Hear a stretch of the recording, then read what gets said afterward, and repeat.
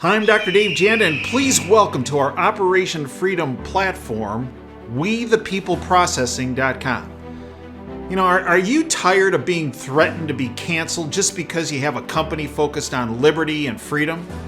Well, worry no more, folks. WeThePeopleProcessing.com is your go-to merchant services, freedom-based company to provide business service payment solutions. We the People Processing provides their clients a cancel culture-free platform which is domestically based. They provide competitive rates, no contracts with next-day funding, a fully vetted and like-minded financial infrastructure, and full support for integrations, implementation, and e-commerce efforts. Bottom line, WeThePeopleProcessing.com focuses on defending your company's free market growth, values, and future.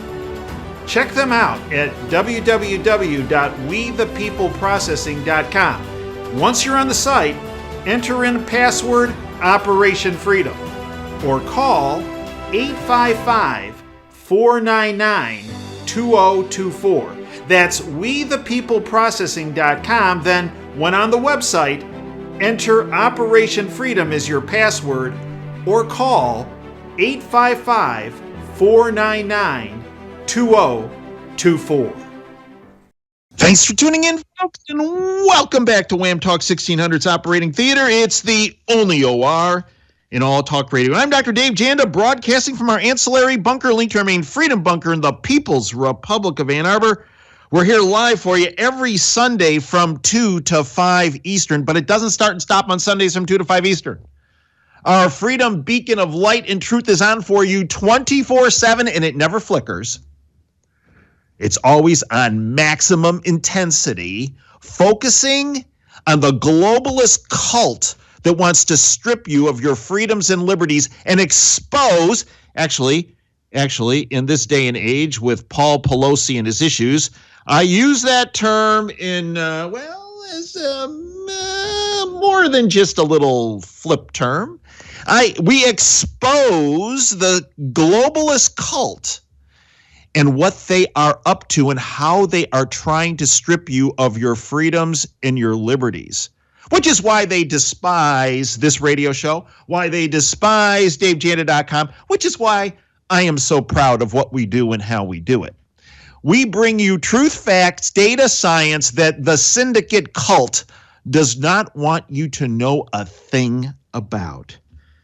Every week in our operating room, folks, we dissect current events that are impacting you, your family, your business, our community, and our country, not just with this radio show, but with DaveJanda.com. And we bring to our operating room information and guests the bought-off, lamestream, fake media want you to know nothing about. Why? Well, because they want to have you locked into their politically correct bought-off agenda. And they are petrified of what might happen if you actually know what they don't want you to hear or know. Why? Because this program and our platform, DaveJanda.com, is solely dedicated to your freedom, your political, your economic, your financial, and your health care freedom. This is wonderful timing. Our very good friend, incredible freedom fighter, who is based in the people's state of California, if you will, is our first guest, Paul Preston of Agenda 21 Radio. Agenda21radio.news is the website. Paul is one of the 50 most influential and most listened to streaming talk show hosts. You know, Paul has taken on the issues for decades. And in particular, he was one of the first to sound the alarm on the United Nations Agenda 21, which most people don't know a thing about. Or the fact that the United Nations in 1992, and brought to our shores, by the way, by George H.W. Bush, globalist syndicate cult member extraordinaire, that they came up with a plan, a design that will control virtually every aspect of your life. And they implemented it through the United Nations. In fact, this push you see for we have to get rid of gas-powered vehicles all emanated from Agenda 21. And now they have a supplement, Agenda 2030. By the way, the supplement to Agenda 21, as Paul has pointed out, and actually years ago on this platform, Adam Shaw pointed out, one of the experts in Agenda 21, in the supplement to Agenda 21, they have black and white. Go look it up. Go whatever you want to do, search engine your choice. Their supplement to Agenda 21 talked about a 90% population reduction. That's not conspiracy theory. No. It's conspiracy, but it's conspiracy reality. They talked about that. Then maybe the last 3 years with the syndicates, what do we want to call it? Pathogen, right? That led to the pandemic, that led to their jab that included the spike protein, which was the original pathogen. Maybe this starts to make sense, and why they want to put a needle in every person's arm with that spike protein, including babies. Yeah, like what the CDC just recommended. Oh, yeah. And our first guest, Paul Preston, told you where they were going decades ago. He was labeled a conspiracy theorist. Actually, conspiracy realist. It's my honor to welcome back to our platform the great Paul Preston. Paul, welcome back to the Operation Freedom Show and platform. Well, Dave, it's really wonderful to be here with you and your listening audience. It's an honor. Hey, Paul, let's start. Let's blow apart, pun intended, let's blow apart this narrative with Paul Pelosi. You're on the ground, Paul, in the people's state of California. Educate our listeners on, and you are very networked, what your network is telling you about what really happened at that goat rodeo at the Pelosi mansion in San Francisco. Well, you got to remember that it was her nephew, Gavin Newsom, that eased up the restrictions on defecating in the streets of San Francisco. Uh-huh. And so one of the favorite habits of some of the homeless down there is to take a crap in their parking lot or in their driveway of their house. And then there's crime all over the place in San Francisco. So here you have people literally defecating in their driveways all the time, and they call the police down there, and the police don't respond because it's not against the law. And so Nancy Pelosi and her husband are kind of stuck, I guess, up S alleys, if you know what I mean. And right. Then you have this guy who's got the hammer running around. Everybody, to a person I've talked to, and I've talked to people in San Francisco this morning, actually, and they say it's all contrived. And it's all designed to, attack MAGA. Like you saw the first parts of the narrative coming out. That it was Donald Trump could have been down there hammering on Paul Pelosi. This is just absurd as it possibly could get. But it's a high crime town, a high crime city. I know they're trying to clean it up a little bit, but the bottom line is when they clean up the defecation and when they repeal that law down there, maybe they will actually look in earnest to clean it up. But right now, this is something that I think is quite contrived on the other side. I really do. Well, I think Paul, it appears the Pelosi family, it's more than appears, actually fact, the Pelosi family is blocking the security camera footage from being released. So these are people that have 24/7 security. My sources tell me because Pelosi is second in line after the vice president to the presidency, that the security at her homes, plural, including the one in San Francisco, is quite unique. They have a very elaborate security system. Mm-hmm. California Highway Patrol is in the vicinity of their San Francisco home, whether she's there or not, as is the San Francisco Police Department, as is Capitol Hill. It does have a security detail that does have a division that is related to that San Francisco address. Paul, do you find it odd that when the police showed up, the assailant was in his underwear? They were struggling over a hammer, and that's when Paul Pelosi was struck. As the police watched this happen, after a wellness call was called in, a third person answered the door. When Paul Pelosi called in a wellness call at 2:30 in the morning, or 2:20 in the morning, he mentioned about having a friend there by the name of David. That be this David DePape, who's a Castro district, which is a very leftist district in San Francisco, who's a nudist, a protester, and a hemp jewelry maker. Do you find any of this or all of this odd, Paul? No. Oddly enough, I don't. And you mentioned the Castro district. Of course, that's where you find the extreme gays of the gays, so to speak. And it's not. This is typical of what you'd find in that area. And again, but I want to throw in the whole thing about there's violence, and then there are hills of San Francisco, and then there's also the defecation. It kind of all goes in hand with a contrived circumstance. Something obviously got a little bit too wild for Mr. Pelosi. Well, in addition to that, Paul, they first linked this David DePape with two far right-wing websites. So he did a little work on this, Paul. Do you find this hard to believe?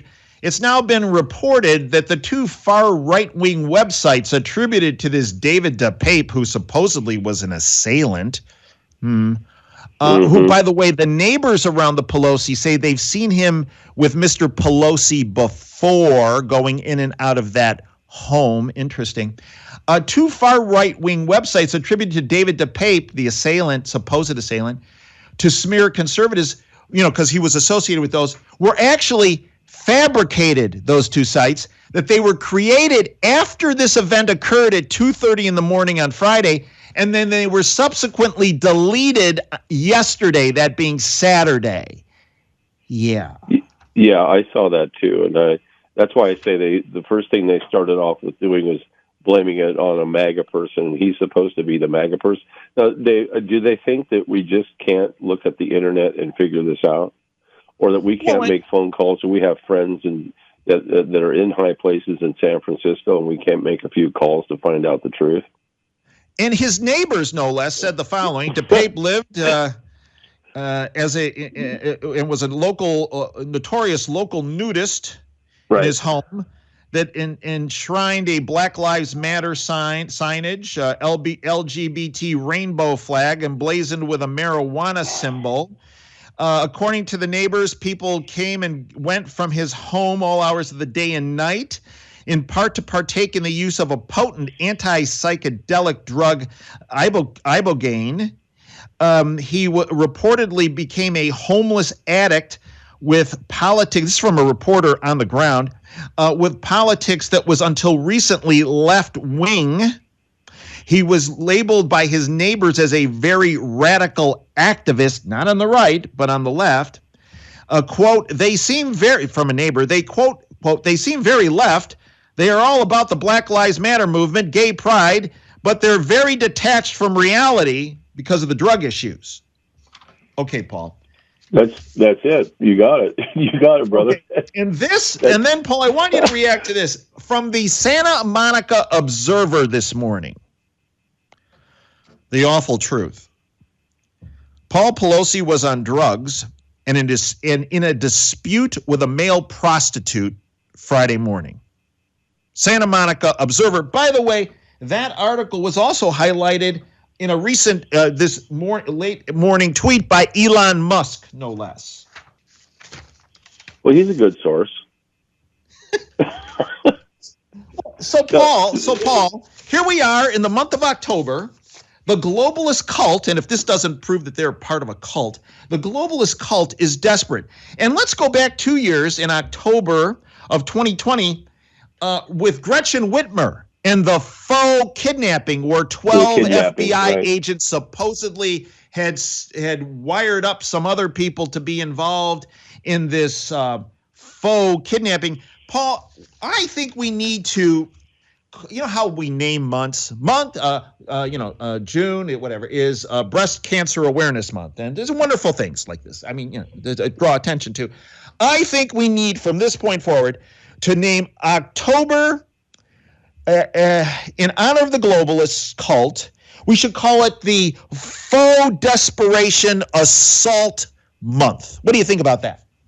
Well, I think that's pretty good. I'd say especially when you mentioned Black Lives Matter. I understand Black Lives Matter is starting to move into with a lot of members of Black Lives Matter into the Flagstaff and Tucson area right now as we speak, Dave. Wonder what they're moving into that area for. The whole town of Flagstaff's completely sold out of rooms, and many of them are Black Lives Matter and Antifa. What do you think that's about? Well, nothing good, that's for sure. And let's look at something that might be good, depending on how far they get away with their fraud this year with the election. Well, Right. give us your take on the election as it looks, not just in California but around the country. Well, I think that not a lot has changed in terms of what they're probably planning on the other side to load up all the programs beforehand and upload them on Election Day. Most of the cities or most of the states, they have a window of opportunity before the election when they pass out the mail-in ballots. Now, out here in California, there's 29 days in which the ballots come out before Election Day, and you can vote and turn those ballots in. And, of course, when you turn them in, the county clerk recorders are tabulating the ballots, and they're already got a tabulation go. Now, you know what you can do with that. You can predict trends about how it might go on Election Day. And, of course, that's exactly what they do. We know that. And so they're doing that in the rest of the nation. Now, on top of that, you got the Election Day itself, which is going to be the 8th. And then you have 29 days to count it. Now, Dave, this is 60 days. It's 2 months of Election Day every day. What is wrong with that picture?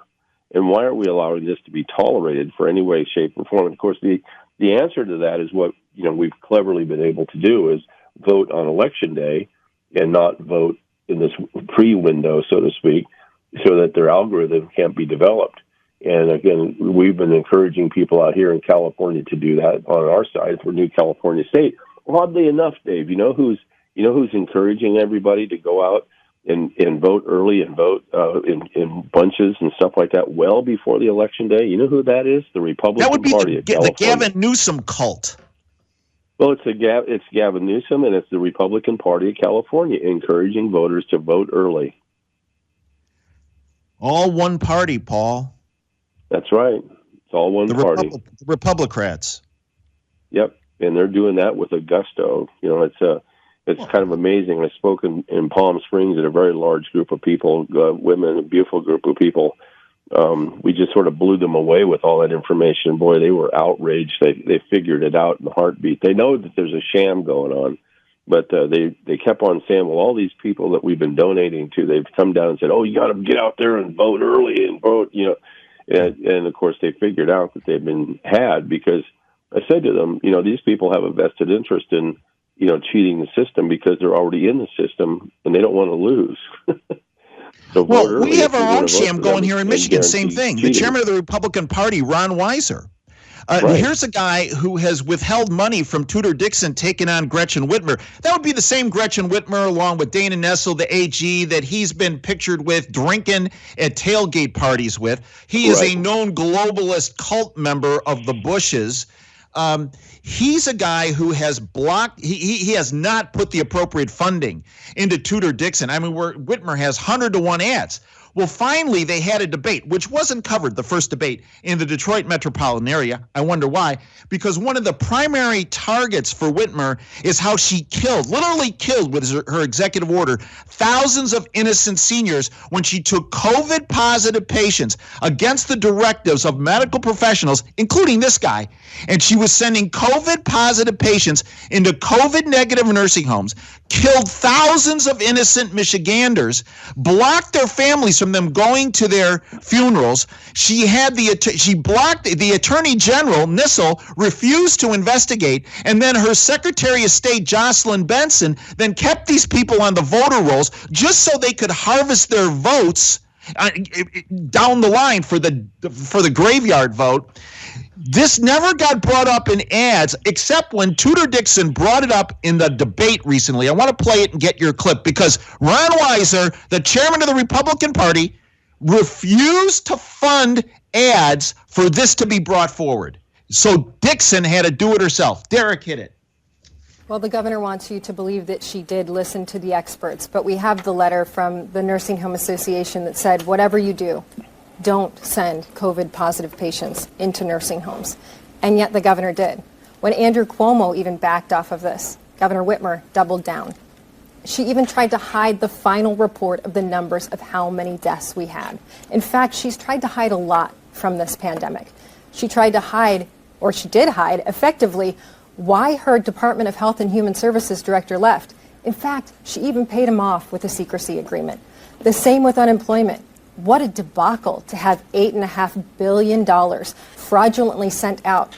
Now I've got people bringing bills from the state up to me, begging me to forgive the unemployment that she's trying to get out back because she accidentally sent $8.5 billion out. And what about our students that she kept locked out of schools and wouldn't listen to parents when they begged her to let them play? Let them play. She wouldn't even listen.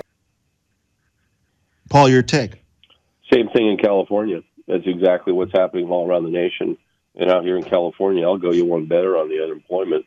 And we're still tracking down a lot of numbers, but, you know, they had a big problem with the unemployment out here, the EDD, Employment Development Department, so much so that the longtime Democratic auditor, state auditor, Lane Howell, quit because of it. Great lady, class lady, Democrat, I'll say that. She was a first-class lady.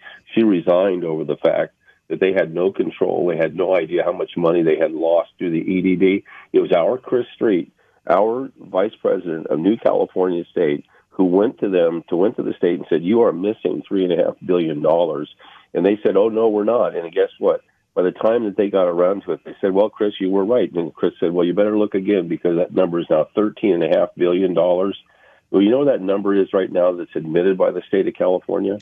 It's at $180 billion. But here's where the real number is, Dave. The real number, after 15 months of this money not being able to be tracked through the EDD, it's $850 billion that's turned up missing out of California. $850 billion, almost $1 trillion. That's what's missing out of California right now because of these kind of shenanigans. The same thing that Whitmer did, so did Newsom. And, you know, Newsom's running for president. Give me a break. But there's even more on this guy. It's just not even quitting. If you see the whole setup and the whole system about them trying to groom all these different candidates, making sure that, especially the candidate that's running against Newsom right now for governor, he's a nothing. He's absolutely a nothing. He contributes nothing. He's one of these people who's got to keep himself safe and ensconced in his seat so he can remain in his seat later on. So he basically is out there as the puppet. And not really participating in not even remotely participating in any kind of campaigning. You know you have a corrupt election system when nobody is absolutely campaigning. Do you know that? The selected ones are not campaigning. Yeah, you know what? People talk about controlled opposition. Really, it should be named no opposition, right? That's right. It should be named no opposition.